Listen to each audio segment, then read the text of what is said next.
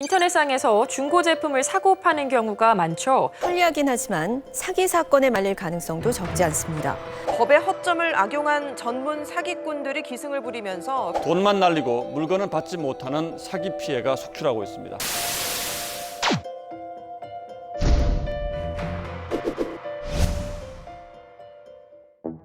사기꾼 검거율이 어느 정도 되나요? 국가통계포털에서 확인할 수 있는 경찰청 범죄 통계 자료를 보면 2018년에 사기죄 발생 건수는 약 27만 건에 달하는데요. 이 가운데 검거된 비율은 75% 정도라고 합니다. 10명이 사기 범죄를 저지르면 7, 8명 정도는 잡힌다는 건데요.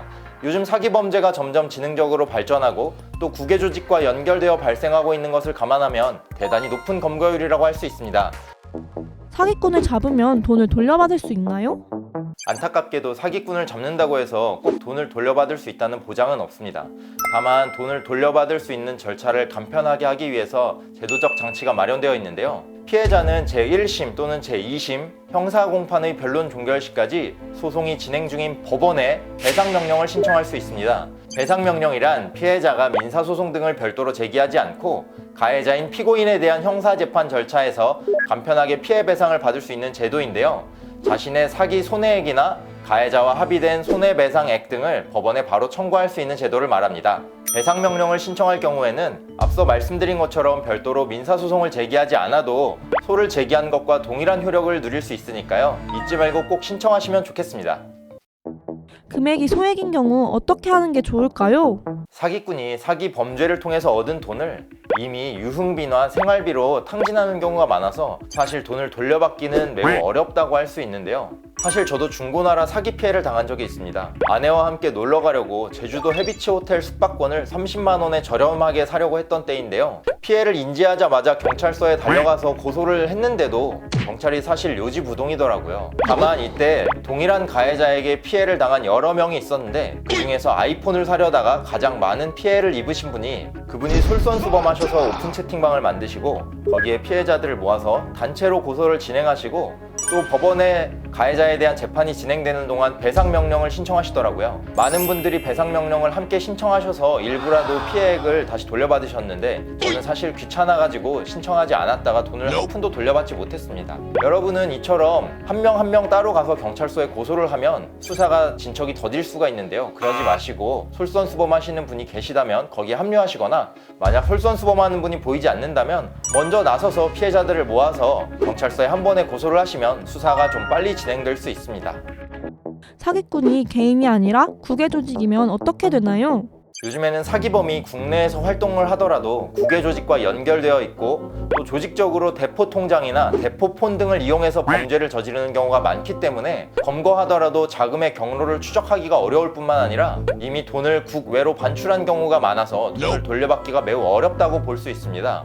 그런데 사실 피해자 입장에서는 사기범이 내국인이냐 또는 외국의 범죄 집단이냐는 크게 중요하지 않다고 생각합니다.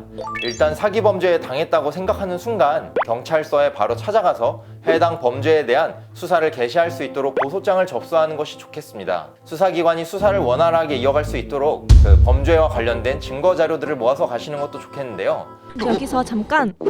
증거는 어떤 것들이 필요한가요? 일단 사기를 당했다고 생각을 하시면 중고나라에서 사기꾼이 작성한 글 같은 걸 우선 캡처하시는 것이 좋습니다. 글을 삭제할 가능성이 높기 때문이고요. 또 사기꾼과 대화를 나누셨다면 대화 내역을 캡처하셔서 제출하시거나 돈을 송금한 이체 내역 같은 걸 같이 제출하시면 좋습니다. 고소를 하러 가셨을 때 신분증을 요구할 수 있기 때문에 신분증을 챙겨가시면 좋겠고요. 고소인 진술을 하더라도 나중에 지장을 찍으면 되니까 도장 같은 걸 별도로 챙기실 필요는 없습니다. 사기 당한 걸 알고 난 뒤에 어떤 조치를 취해야 할까요? 사기를 당하셨다고 하면 아마 직거래가 아닐 경우가 높기 때문에 돈을 송금하셨을 텐데요. 해당 계좌에서 돈이 빠져나가지 않도록 지급정지를 시키는 것이 가장 중요합니다. 계좌에서 돈이 빠져나가면 범죄자가 이미 돈을 뽑아서 다 탕진했을 가능성이 매우 높기 때문입니다. 지급정지는 내가 돈을 보낸 은행 또는 사기꾼이 돈을 받은 은행 양쪽에 모두 신고가 가능합니다. 최우선적으로 지급정지를 하시기를 추천드립니다. 이후에는 경찰서에 사기 피해를 당했다고 신고를 하시고 수사기관이 연락 주는 걸 기다리시면 됩니다. 어떤 점을 유의해야 사기 피해를 줄일 수 있을까요? 일단 판매자가 사기꾼이 아닌지 확인하는 게 중요할 텐데요. 사이버캅 앱이나 더치트 등을 통해서 판매자가 사기꾼으로 신고된 적이 있는 것은 아닌지 확인하시면 좋겠습니다. 또 본인이 구매하려는 물품이 사실 시장에서 어느 정도 중고가가 형성되어 있을 텐데요. 그 시세에 비해서 파격적으로 낮은 가격에 판매를 하는 것이라면 거의 100% 사기라고 보시면 됩니다. 마지막으로 역시 사기를 피하는 가장 좋은 방법은 직접 만나서 거래하는 거 아닐까요? 사실 사기를 피하는 가장 좋은 방법이 뭔지 여러분도 잘 아실 겁니다. 속 편하게 직접 만나서 사세요. 변호사님도 최근에 또 사기를 당할 뻔하셨다면서요? 최근에 중고나라에서 어떤 물품을 사려고 알아봤는데 전화번호 없이 카카오톡 아이디만 올려놓은 판매자가 상당히 많더라고요. 대화를 시작하면 본인의 위치는 밝히지 않고 제 위치가 어딘지 먼저 물어봐서 서울에 산다고 대답을 하면 서울에서 도저히 직거래를 위해 방문하기 어려운 지역을 대면서 택배거래 또는 안전거래 등을 제안합니다. 제가 몇 번 대화를 나눠보니까 안전거래를 이야기하면서 네이버페이 안전거래를 이용하면 상호 안전하게 거래를 진행할 수 있다고 이야기를 했는데요. 저도 여기에 깜빡 속아 넘어가서 판매자가 보내주는 네이버페이 안전거래 링크에 로그인하기 위해서 아이디와 비밀번호를 입력하고 돈을 보내려고 하다가 쎄한 느낌이 들어서 잠시 멈추고 인터넷을 통해서 알아보았는데요. 이게 전부 사기더라고요. 사실 네이버페이는 구매자가 돈을 송금하면 네이버페이가 돈을 보관하고 있다가 구매자가 물건을 수령하였다고 확인하면 판매자에게 돈을 지급해주는 안전거래 시스템이 아니고요. 구매자로부터 곧바로 판매자에게 돈이 지급되는 직접 거래 시스템입니다. 따라서 그 판매자가 보내준 네이버페이 안전거래 링크는 사기를 위해서 판매자가 만든 가짜 사이트가 되는 거죠. 거기에 더해서 판매자가 보내주는 링크를 클릭해서 네이버 화면에 로그인을 하게 되면 아이디랑 비밀번호도 판매자에게 유출이 된다고 합니다. 저도 그 사실을 알고 부랴부랴 비밀번호를 바꿨는데요. 여러분도 판매자가 카카오톡 아이디만 올려두고 있거나 또는 대화를 신청했는데 자기 지역을 밝히지 않은 채 직거래가 어렵다는 이야기를 하면서 네이버페이 안전거래 등을 언급하면 바로 그 거래는 피하시는 게 좋겠습니다. 사람이면 누구나 싼 가격에 좋은 물건을 사고 싶을 텐데요. 오늘 방송 내용 참고하셔서 피눈물 나는 소비하지 않도록 주의하시면 좋겠습니다.